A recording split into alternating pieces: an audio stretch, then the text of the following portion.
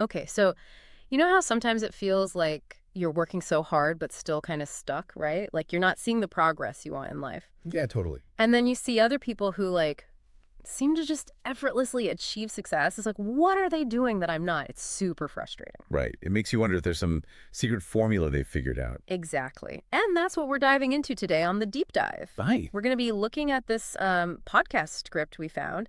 It lays out what it calls, get this, 10 golden rules for transforming your life and achieving success. Ooh, golden rules. I like that. Right. So we're going to try to figure out if these rules actually hold up, you know? Are they legit or just hype? Yeah. And are they really the key to unlocking that next level of success that so many of us are looking for? Exactly. So we're going to unpack the first 6 of these rules today, really get into the nitty-gritty of what they mean, and see if they resonate with you guys listening at home. Awesome. Let's do it. All right, let's jump right in. Rule number 1, the vision before all else. So what do you think right off the bat when you hear that? Well, it seems pretty straightforward, doesn't it? You got to have a goal in mind, Yeah. a target to aim for if you actually want to hit something. Okay. But I think this rule is actually deeper than that. Okay. Yeah, I see that. It's not just about having any old goal, right? No, it's got to be super specific, a crystal clear picture in your mind of exactly what you want to achieve. Because if it's blurry, how are you going to know when you get there? I love that crystal clear picture. And the script really emphasizes this, right? It's about more than just saying, oh, I want to be successful. It's about defining what success actually looks like to you. Yes, exactly. Like, what does that success look like, smell like, taste like? What does it feel like? Get really specific. Yeah. And then once you have that vision, it's about keeping your eyes on the prize, right? Not letting yourself get sidetracked by all the noise and distractions that life throws at you. Absolutely. Yeah. Because there will always be distractions. Yes. So that laser focus is essential. And you know what I find really interesting? What's that? Thinking about the kind of vision you have. Is it like purely this far-off dream? Or does it have some actionable steps built in? Hmm. Like a truly powerful vision often already contains hints of how to get there. I see what you're saying. It's not just a wish. It's almost like a roadmap, too. Exactly. And the example they give in the script is Steve Jobs, right? Yeah, with Apple. He envisioned this revolution in personal technology, this super sleek, intuitive user experience way before those devices even existed. It wasn't about making a slightly better computer. Right. He wanted to change how we interacted with technology completely. Wow. Okay, so I want everyone listening to really think about this right now. Yeah. When it comes to what you want to achieve, in whatever area of your life, do you have that crystal clear vision? Like not just the steps you think you should take, but the actual end result. What does it look like? That is the heart of rule number 1. It's powerful stuff. It is. Okay, let's move on to rule number 2. Your environment determines your success. This one feels really important to me. Oh, for sure. It's so foundational. What do you think when you hear that rule? Honestly, at first glance, it seems kind of obvious. Like, yeah. But the script digs deeper. It's about how your environment shapes your whole mindset, Uh-huh. what you believe you can achieve. It's not just about avoiding those super negative people. It's about proactively building a supportive, empowering space around you. Yeah, it's about surrounding yourself with people who lift you up, who challenge you to grow, who believe in your vision as much as you do. You know, it's really interesting. Right. They bring up this example of billionaires, like how they tend to hang out with each other. Oh, yeah, that makes sense, though. Right. And it's not just about, wanting to be in an exclusive club or whatever. The point is they're surrounding themselves with people who operate on the same wavelength. Exactly. They get it. They have those shared ambitions, similar challenges. They can bounce ideas off each other, support and encourage each other in a way that most other people just wouldn't understand. I'm thinking about that saying, you're the average of the 5 people you spend the most time with. Oh, that's a good one. Right. So I want everyone listening to really consider this. Who are your 5 people? What kind of conversations are you having? What are their attitudes and beliefs about success? Are they pushing you forward, or are they, maybe unintentionally, holding you back? Yeah, it's a really important question to ask yourself. It is. And that's the essence of rule number 2.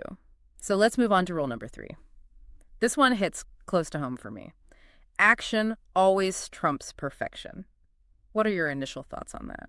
I mean, I think we've all been there, that procrastination trap, waiting for the perfect moment to start, for everything to be just right, for all the stars to align. Oh my gosh, yes. And the problem is that moment might never come. Never. So we end up stuck, right? Yeah. just spinning our wheels.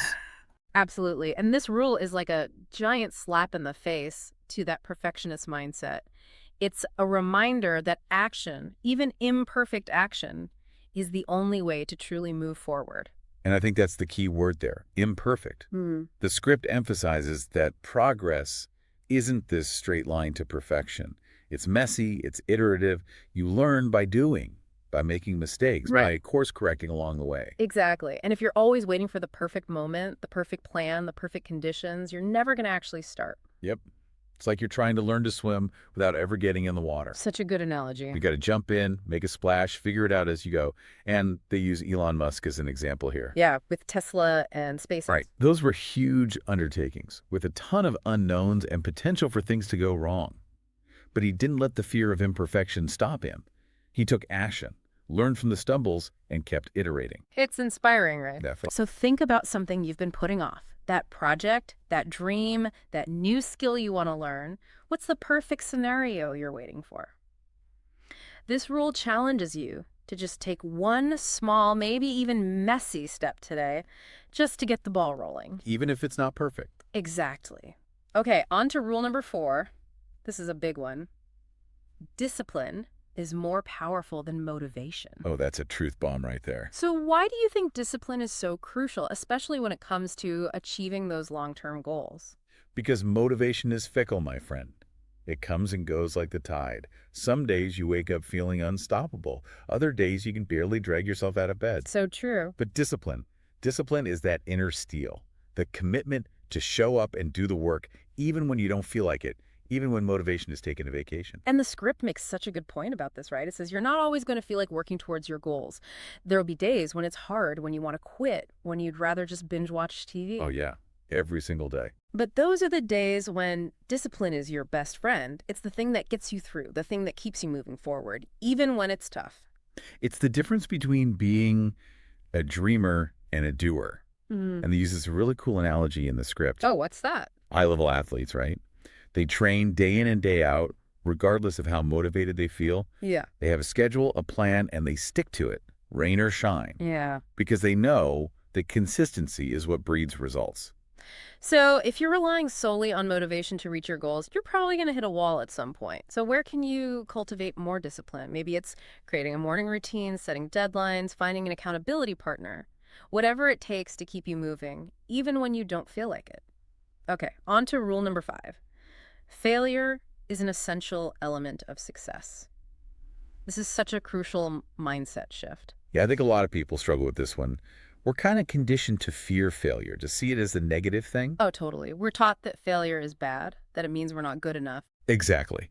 But this rule is all about flipping that script, seeing failure not as the enemy, but as a valuable teacher. Yes, the script makes the point that every setback, every mistake is an opportunity to learn, to adjust course, to get even closer to what we're trying to achieve. It's like, if you never fall, how do you learn to get back up? Right.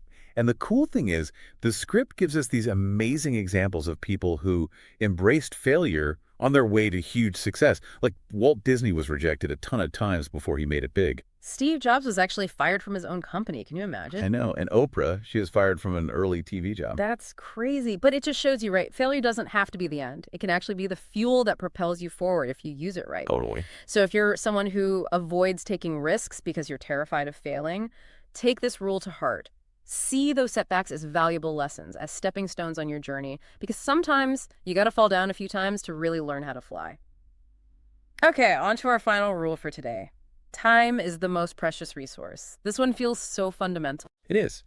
Because time is the one thing you can't get more of. You can earn more money, you can buy more stuff, but once a minute is gone, it's gone forever. And that's what makes it so incredibly valuable, right? It's the ultimate non-renewable resource. The script actually draws a really interesting comparison between time and money. Oh, yeah. Like if you lose money, you can always earn it back. But a wasted hour, a missed opportunity, that time is gone forever. That's why I get so impatient with people who are chronically late. Right. It's like they don't value their own time, let alone yours. Exactly. And that's a key point they make in the script. The people who've achieved significant success often have a really strong awareness of the value of time. They're very intentional about how they use it. Yeah. Like they're always optimizing their schedules, delegating tasks, saying no to things that don't align with their goals, because they know that time is the most precious commodity they have. So for all of you listening, think about how you're spending your time. Are you filling it with activities that actually matter to you? Or are you letting it slip away on things that don't contribute to your happiness or your goals? This rule is a call to action to become more mindful and intentional about how you spend this precious, irreplaceable resource. And you know what? What's that? As we've been talking about these rules, I've realized they're all interconnected. Totally. Like having a clear vision helps you prioritize how you spend your time. Right. Creating a positive environment means you're not wasting time with negative people. Yes. Taking action and developing discipline both require investing your time. Even learning from failure means giving yourself the time to reflect and adjust your course. It's all woven together. Exactly. So as we wrap up our deep dive into these first 6 golden rules, what's the one that resonates most with you? What's the one you're going to focus on in your life? I'm really curious to know. Yeah, me too. We'd love to hear your thoughts in the comments. And stay tuned for part 2, where we'll delve into the remaining 4 rules. Wait. Until next time, keep diving deep.